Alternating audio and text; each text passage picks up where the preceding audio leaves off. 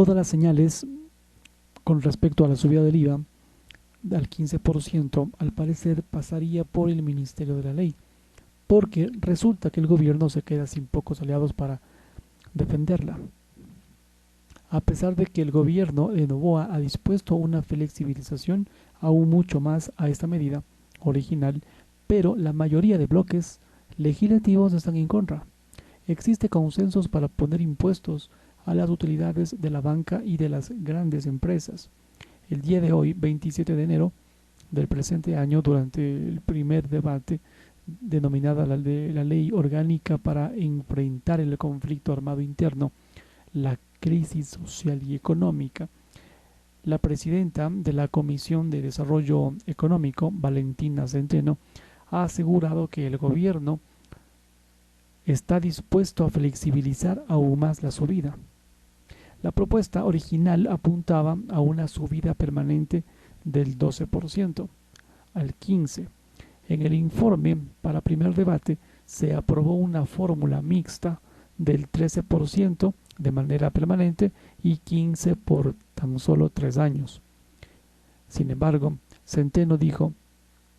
que esta podría aceptarse a un 13% permanente y un 14% por un año, de la mano de otras medidas como un impuesto sobre las supuestas utilidades extraordinarias de la banca, solo otro sobre las utilidades de las grandes empresas y una subida del impuesto a la subida de divisas, hasta al menos 5%. La presidenta de la Comisión de Desarrollo Económico y miembro del bloque de ADN recordó que se necesitan tan solo entre 1.500 millones de dólares y 2.000 millones, esto para costear la guerra. Entre equipamiento y otros requerimientos, una reforma tributaria, por supuesto que es impopular, pero que se la debe tomar en cuenta o dejar el cálculo político. Sabemos que el hueco fiscal es de alrededor de 8.000 millones de dólares y no bastaría una sola medida. Debemos tomar en cuenta medidas inmediatas como el IVA de la mano de impuestos sobre la banca y las grandes empresas. Lo dijo al momento de defender la ley propuesta desde el Ejecutivo.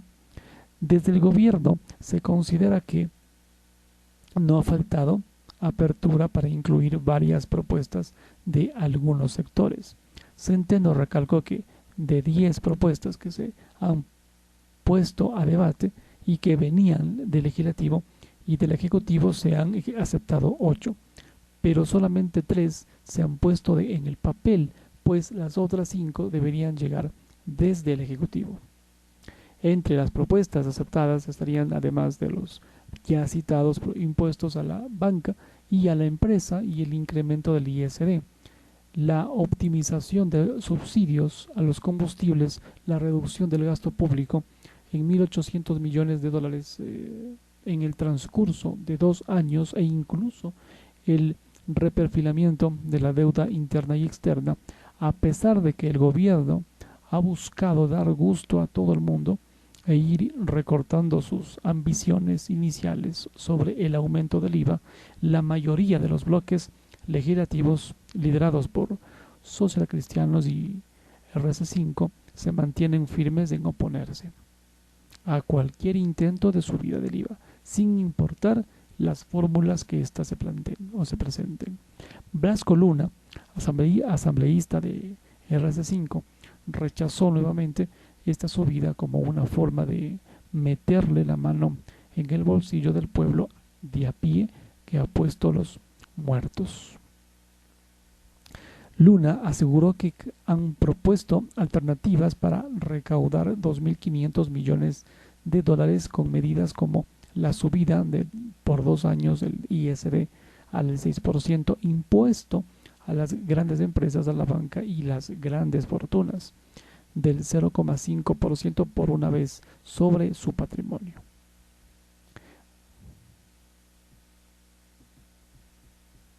Estas serían alternativas reales y no la subida del IVA, lo dijo Luna, y rechazó una supuesta campaña mediática para justificarse esta medida que golpea al pueblo. Por otra parte, Jorge Acaiturri, del Partido Social Cristiano recalcó que la salida adecuada es un impuesto sobre las utilidades de las grandes empresas y no un impuesto como el IVA que golpea a la clase media y la de los pobres. El IVA tendría una espiral inflacionario especulativa y su subida, si es que sube, mejor dicho, el IVA, todo subiría. Si bien todos debemos apoyarla, el peso debe estar en los que no, en los que más tienen, afirma Acaiturri. Adriana García, de Gente Buena, la mencionada últimamente por ser supuestamente la concuñada de Fito, afirmó que la ciudadanía preferiría el incremento del IVA antes que seguir en manos de la delincuencia. Pero se necesitan controles para que la recaudación adicional no se la roben como sucedió en el 2016. Gabriel Bedón de Construye, por su parte, aseguró que su bloque estaría dispuesto a apoyarla, pero antes de exigir sacrificios al pueblo, se deben sincerar las cifras de la crisis fiscal, presentar un real plan económico y medidas concretas para focalizar el subsidio de los combustibles. Bedón contó aquí con que el bloque de Construye se reunió con el ministro de Economía Juan Carlos Vega Malo y reconoció que demostró solvencia y buenas intenciones, pero estas acciones del resto del gobierno no acompañan su labor. Construye cuestiona que en la primera ley económica de Noboa se aprobará perdonar impuestos a los grandes grupos económicos cuando ya se sabía que esto no había dinero en el fisco, y también se rechaza la devolución del IVA a las grandes empresas del sector de la construcción. Sus compromisos adicionales, además de lo que se aprobaría a través de esta ley orgánica para enfrentar el conflicto armado interno, la crisis social y económica, el gobierno de Noboa se ha comprometido a concretar medidas complementarias como el recorte del gasto improductivo y la focalización de los subsidios a los combustibles, aunque sin establecerse montos o metas estimadas. Según estos cálculos de los socialcristianos que se han repetido sin ninguna explicación, esta focalización del subsidio de la gasolina generaría más o menos unos 2.000 millones de dólares, aunque el presidente Noboa se ha referido de manera general a 1.000 millones. El achicamiento del tamaño del Estado ahorraría 600 millones de dólares, y la venta de empresas públicas, que no especifica cuáles podría generar ingresos por una sola vez de entre 600 y 800 millones de dólares. Para atajar esta grave crisis fiscal, que se podría llegar hasta un déficit de 8.000 millones de dólares en este año, se necesita que el gobierno, mediante una mezcla de más ingresos y menos gastos, produzca un ajuste total de 4.000 millones de dólares.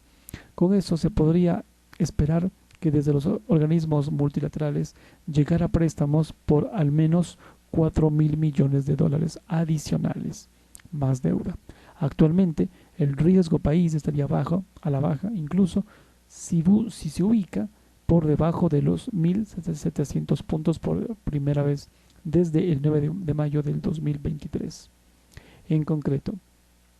el indicador actualmente estaría en 1.690 puntos, porque existe expectativas esperanzadoras de que el gobierno de Noboa logrará concretar medidas estructurales para reducir el déficit fiscal y evitar una crisis de pagos y solucionar problemas como el peso de los subsidios. La semana pasada, el ministro de Economía, Juan Carlos Vega Malo, se reunió con representantes del Fondo Monetario Internacional, FMI para los amigos, y evaluar la situación del país y afinar un plan económico. Según el ex ministro de Economía, Fausto Ortiz, actualmente ha mejorado la expectativa de que en el largo plazo los mayores ingresos tributarios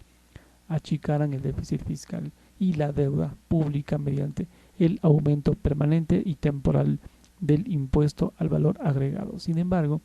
todo dependerá de la ley que salga luego del debate en la Asamblea. Todavía existe el riesgo país muy alto para que Ecuador pueda emitir bonos de deuda porque la base